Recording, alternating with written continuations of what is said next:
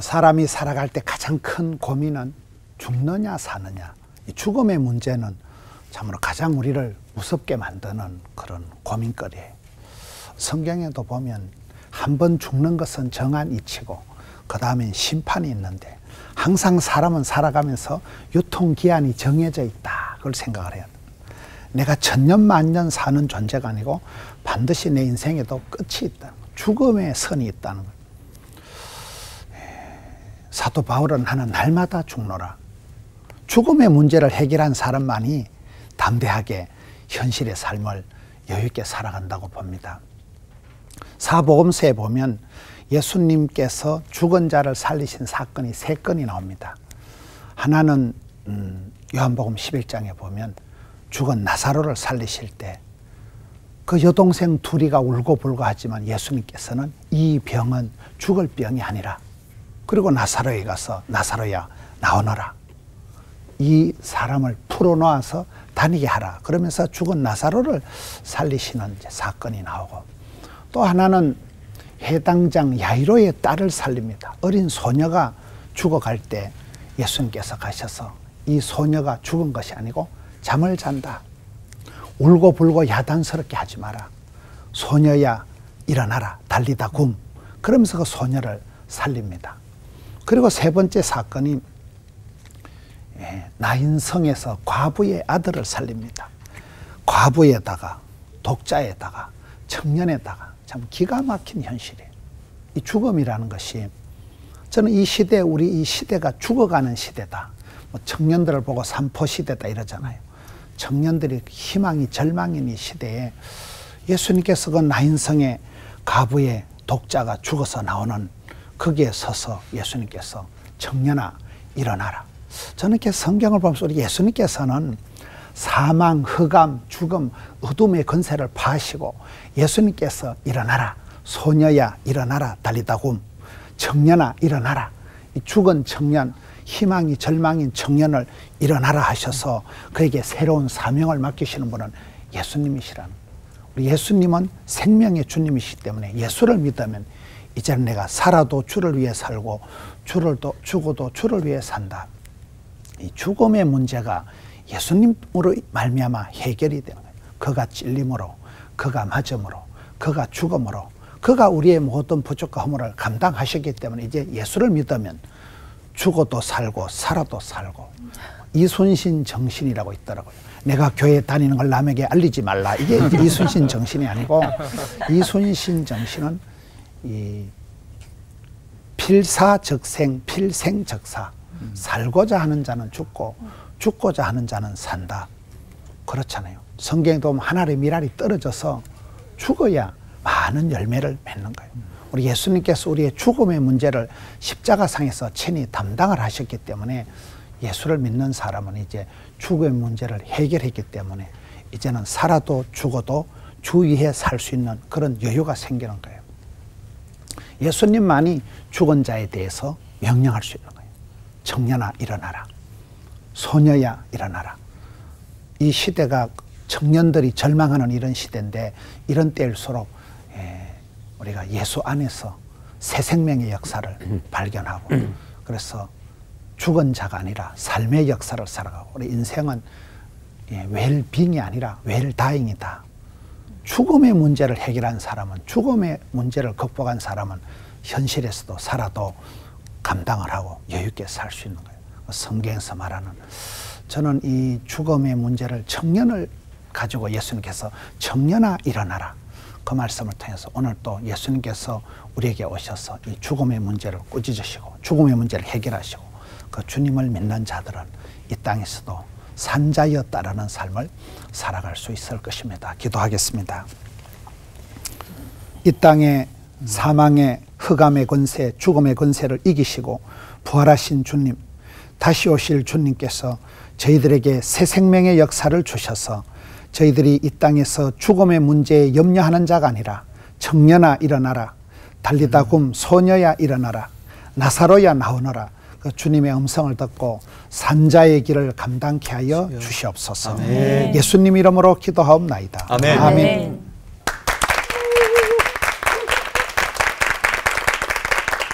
오늘 이렇게 죽음에 대한 이야기를 함께 나누고 있는데 우리가 늘 이야기하는 것처럼 날 때는 순서가 있지만 갈 때는 순서가 없다. 그러니까 죽음이라고 하는 것은 우리의 손을 떠난 그런 부분이죠. 오늘 제가 이렇게 본문으로 삼은 구절이 디모데 후서 4장 6절부터 8절까지 말씀인데 여기에 참 부러운 죽음에 대한 이야기인 것 같아요. 사도 바울이 전제와 같이 벌써 나에게 부어지고, 전제라고 하는 말은 제사에 이렇게 부어지는 포도주 같은 거죠. 그러니까 사도 바울은 그의 죽음을 이렇게 생각하면서 내가 벌써 죽을 때가 되었는데 내가 선한 싸움을 다 싸웠다. 그러니까 사도 바울은 자기의 죽음을 바라보면서 내가 이렇게 참 죽음을 맞이할 수 있다. 굉장히 부러운 모습인 것 같아요. 잘 죽었다 이런 말이 있죠. 잘 죽었다. 두 가지 의미가 있는 것 같아요. 잘 죽었다. 잘 죽었다. 의미를 아시겠죠? 어떤 사람에게는 저놈 죽어 마땅하다. 정말 잘 죽었구나.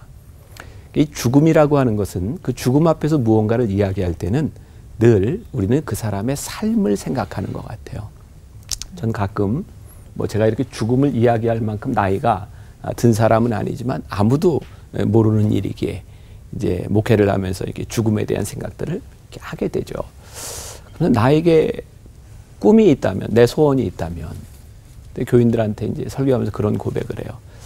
내 죽음 앞에서 우리 교인들이 와서 딱 이렇게 한마디 했으면 좋겠다. 우리 목사님.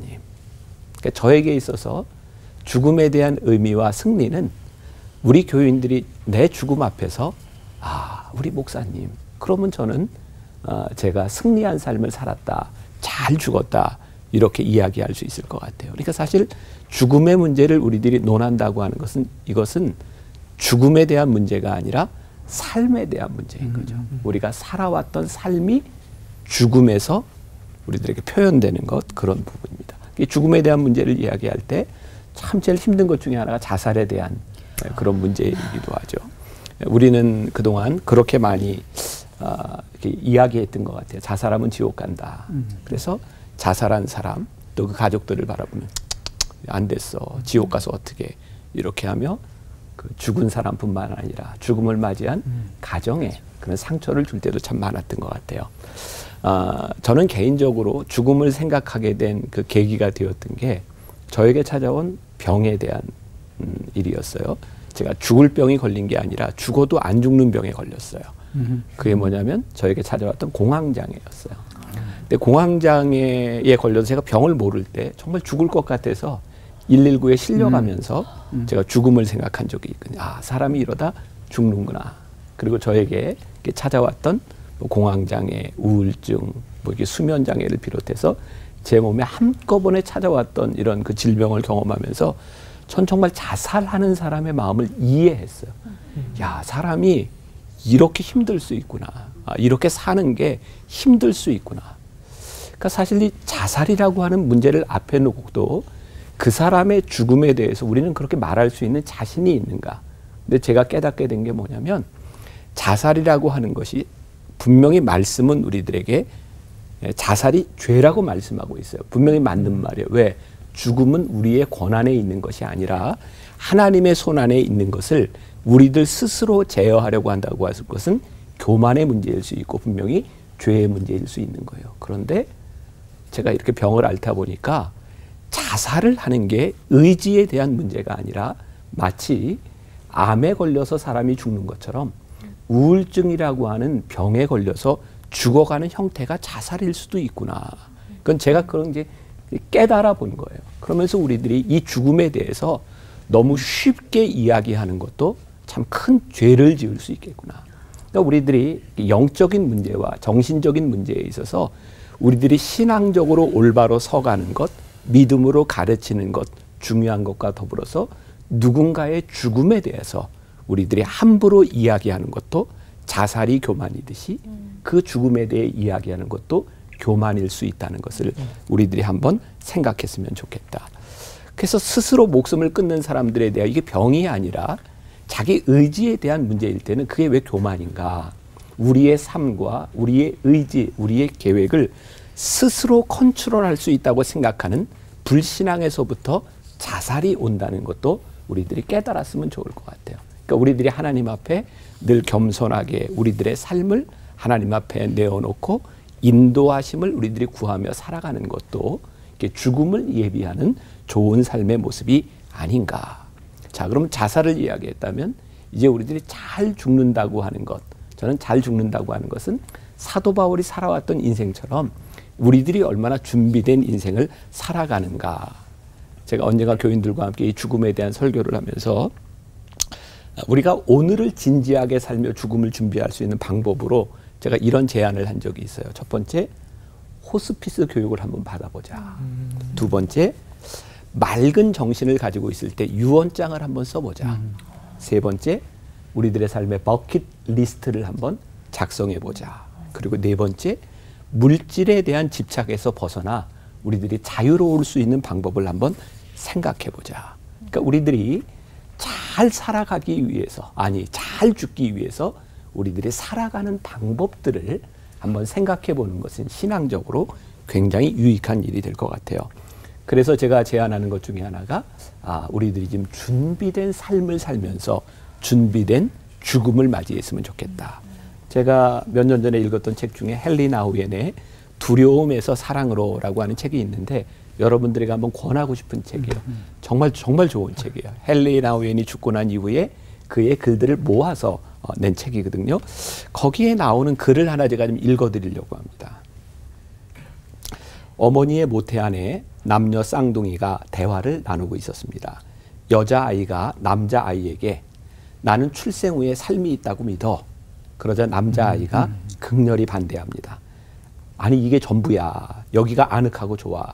우리 밥줄인 탯줄에 매달려 있기만 하면 되잖아. 여자아이도 물러서지 않습니다. 이 어두운 곳 이상에 뭔가가 있어야만 해. 뭔가 다른 것. 움직일 자유가 있는 밝은 곳이 있어야 한다고. 하지만 여자아이는 남자아이를 설득시킬 수 있는 방법이 없었습니다. 얼마간의 침묵이 흐른 후 여자아이가 머뭇거리며 말을 합니다. 할 말이 더 있어. 넌 이것도 믿지 않겠지만 난 엄마가 있다고 생각해. 남자아이가 불같이 화를 내며 소리칩니다. 엄마라니 그게 무슨 소리야. 난 엄마를 본 적이 없어. 너도 그렇잖아.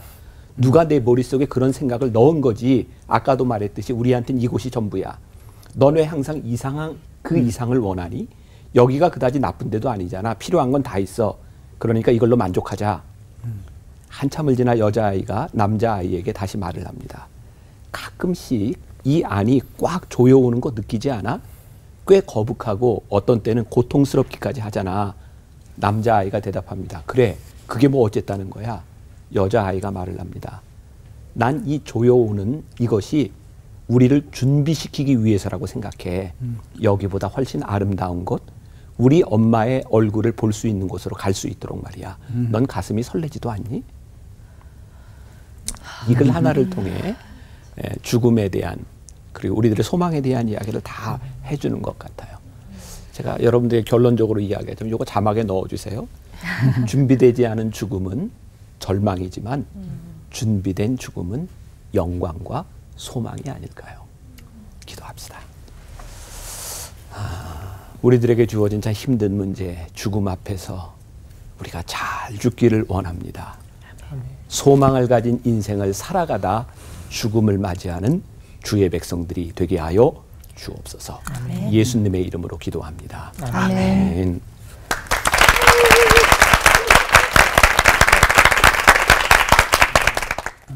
우리를 향하신 하나님의 뜻이 있어요. 그건 하나밖에 없습니다. 행복하게 잘 사는 거예요. 항상 기뻐하라, 쉬지 말고 기도하라, 범사에 감사하라. 이는 그리스도 예수 안에서 너희를 향하신 하나님의 뜻이니라. 우리도 다 잘 살려고 그러잖아요. 근데 잘 살려면 뭐가 있어야 할까요? 많은 사람들은 돈을 얘기해요. 그래서 돈 많은 사람을 잘 사는 사람이라 그러고 돈 없는 사람을 가난한 사람이라 그래야 되는데 못 사는 사람이라 그러잖아요. 근데 돈은 우리를 부자 되게 하고 하는 것이지 우리를 잘 살게 하지는 못해요. 그럼 뭐가 우리를 잘 살게 할까 할 때 전 두 가지를 생각했어요. 하나는 지혜고 또 하나는 용기. 그래서 오늘 지혜와 용기에 대한 얘기를 하려고 그래요. 우리의 삶을 무너뜨리는 잘 못 살게 하는 가장 치명적인 주범 중에 하나는 어리석음이에요. 판단착오. 이게 잘 사는 건데 이걸 잘 사는 것으로 착각하면 잘 살 수가 없잖아요. 그러니까 잘 살려면 지혜가 있어야 되겠다. 그 다음에 이제 폴 틸릭이라고 하는 신학자가 courage to be라고 하는 존재의 용기라고 하는 말을 썼는데, 인간답게 존재하려면, 잘 살려면 용기가 필요하다. 이제 그런 생각을 했어요. 저는 이 지혜와 용기가 우리의 삶에 있어서 가장 중요한 소중한 가치라고 생각을 했어요. 그런데 이 지혜와 용기는 어디서 배울 수 있을까 할 때 그게 저는 죽음이라고 생각했어요. 죽음에서 지혜와 용기를 배울 수 있어요. 제가 어려서 참 가난해서요. 용돈을 못 얻었었기 때문에 밤에 돈 줍는 꿈을 정기적으로 꿨어요. 가면 돈이 있어요. 한참 있어요. 아, 그 너무 행복하지. 돈이 이렇게 하나도 못 얻는 걸 이렇게 한 주먹씩 얻으니까. 가면 또 있고, 가면 또 있고. 그러다 깨면 미치겠는 거예요. 아까 있었는데. 없잖아. 그래서 하도 약이 올라서 어느 때는 울기도 했어요. 하도 속상했어요. 있었는데 왜 어디 갔냐. 깨니까 없잖아. 그래서 이게 초등학교 때인데요. 제가 아주 대단한 결심을 했어요. 절반만 줬을 거야. 다음에 꿈을 꾸면 절반만 줬을 거야. 그리고 가게를 뛸 거야. 그리고 먹다가 깰 거야. 근데 그걸 제가 결국 해냈어요. 꿈에. 돈이 보이는데 안 줍는 건 대단한 꿈속에서라도 이거 포기하는 거니까. 저건 빨리 깨기 전에 뛰어야 돼. 꿈일 수도 있어. 뛰었어요, 먹었어요, 깼어요, 할렐루야지.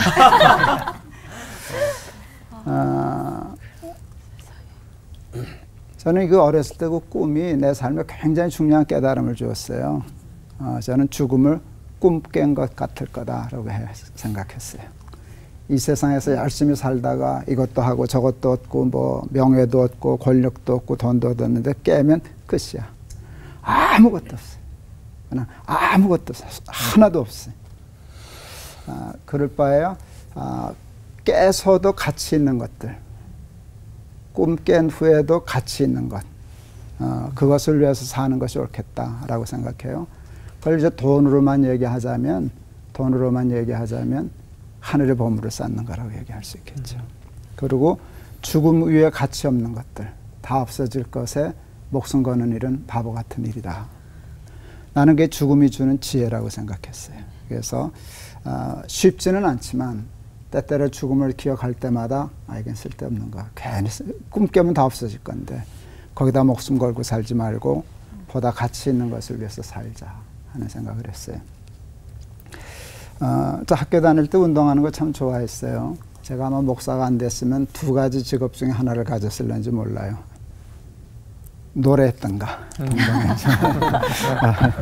어렸을 땐 잘했는데 지금은 엉망이지만 네, 아니면 운동했던가. 이렇게 했어요. 제가 야구 좋아했어요. 동네 야구지만 홈런도 굉장히 많이 때려봤어요. 그래서 그 홈런 칠 때 배트의 감각을 제가 알아요. 감각이 없어요, 홈런이나. 그래서 그런 게 있는데 박찬호 선수가 메이저리그의 투수가 됐어요. 이게 말도 안 되는 소리였어요. 한국 사람이 메이저리그의 투수가 된다는 건 꿈도 꿀 수 없었던 일인데 가서 굉장히 성적이 좋았어요. 근데 그 게임을 볼 수가 없는 거야. 시차 때문에. 그거 보면 난 신방을 못 가. 그랬더니 우리 아이들이 내가 야구 좋아하는 걸 아니까 박찬호 선수가 5승을 올린 그 녹화 테이프를 떠서 날 줬어. 아빠 이거 봐. 이거 재밌어. 박찬호가 이겼어. 그래서 한날 시간 잡아가지고 녹화 테이프를 틀었어요. 근데 초반에 컨트롤이 나빴어요. 1회전에 볼을 19개를 던졌어요. 그랬더니 아나운서 해설자가 오늘 컨트롤 난조입니다. 근데 내가 픽 웃었어. 난조는 무슨 난조. 3회 때쯤 되니까 말로 핀치에 몰리니까 뭐 거의 절망적인 멘트가 막 나와. 그래도 나는 절망하지 않았어. 5회 때는 홈런 맞았어. 해설자 거의 포기하시더라고요. 그래도 나는 포기하지 않았어요. 왜요? 결과라니까. 나는 결과를 알잖아. 9회 말 이후에 어떻게 된 걸 알아요.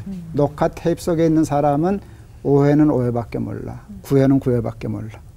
그런데 나는 5회를 보면서도 9회 말을 알아. 5회 말이 힘들다는 거 알아. 홈런 맞았어. 3회 때는 핀치에 몰렸어.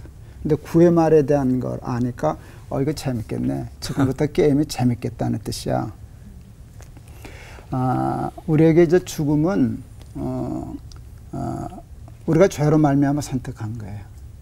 근데 그 해결책은 하나님이 주셨잖아요. 십자가, 구원.